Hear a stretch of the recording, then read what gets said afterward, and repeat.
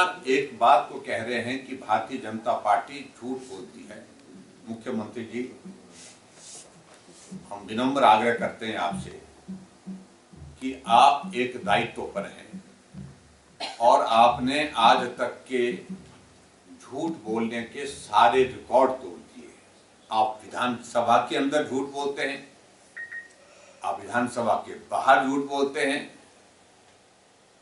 और कर्मचारियों को गुमराह करते हुए कहते हैं हमने आपको 1 महीने में 2 बार सैलरी दे दी। ये भी पिछले कल कोई स्टेटमेंट दी है, उन्होंने वहां पर कहा कि हिमाचल पूरे देश भर का ऐसा राज्य बन गया जहां 1 महीने में 2 बार सैलरी दी।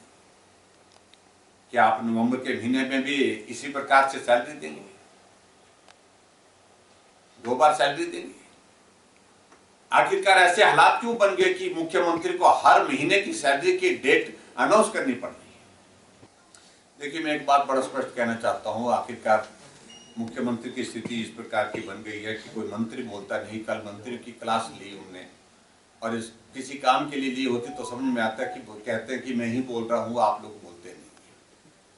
और जब मंत्रियों की बात पूछे, बोलते हम बोले तो बोले क्या, फैसले उल्टे सीधे करेंगे और उसके बाद हमको बोल रहे हैं कि आप इनको इनके पक्ष में बोलिए। जगहंसाई हो रही है सरकार की। कई मंत्रियों ने यहां तक कह दिया कि हम मुंह दिखाने के लायक नहीं हो रहे हैं लोगों के बीच में। और ये हालात होंगे। आज तारीख में कह रहा हूं, आज की हालात ये हैं कि मंत्रियों की स्थिति जब इस प्रकार की बन जाती है, जब कोई फैसले दिए जाते हैं, फैसलों की जानकारी नहीं होती है, सहभागिता उनकी होती नहीं है, तो इस बात को मान करके चलिए, जब आने वाले समय में जब चुनाव होंगे विधानसभा में, जब भी चुनाव होंगे, तो सबसे ज्यादा मार जो है मंत्री को खानी पड़ती है।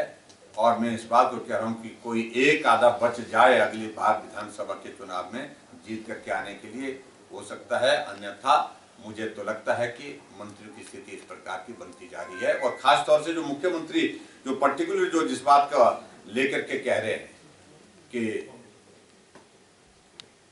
हम झूठ बोल रहे हैं, लेकिन अपना इतिहास देख लें। हम जो कुछ भी बोल रहे हैं आपके कागजों पर बोल रहे हैं, दस्तावेज के आधार पर बोल रहे हैं। आपने एक बार नहीं अनेकों बार जो है वो झूठ बोल करके प्रदेश की जनता को गुमराह करने की कोशिश कर रहे हैं। और दूसरी बात जो पर्टिकुलरली जो कह रहे हैं कुर्सी बचाने के लिए, कुर्सी की लड़ाई जयराम ठाकुर ने आज तक नहीं लड़ी है, बड़ा स्पष्ट मैं कह रहा हूं। लेकिन मैं इतना जरूर कहना चाहता हूं, 10 विधायक बिलासपुर में बैठे, कुछ लोग चंडीगढ़ में बैठे, कुछ लोग शाम को शिमला बैठे, और ये बैठने का क्रम चलता जा रहा है।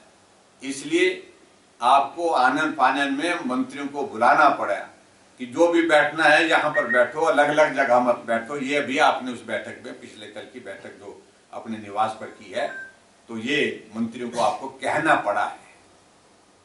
तो कुर्सी तो मुख्यमंत्री जी आपकी हिलती दिख रही है।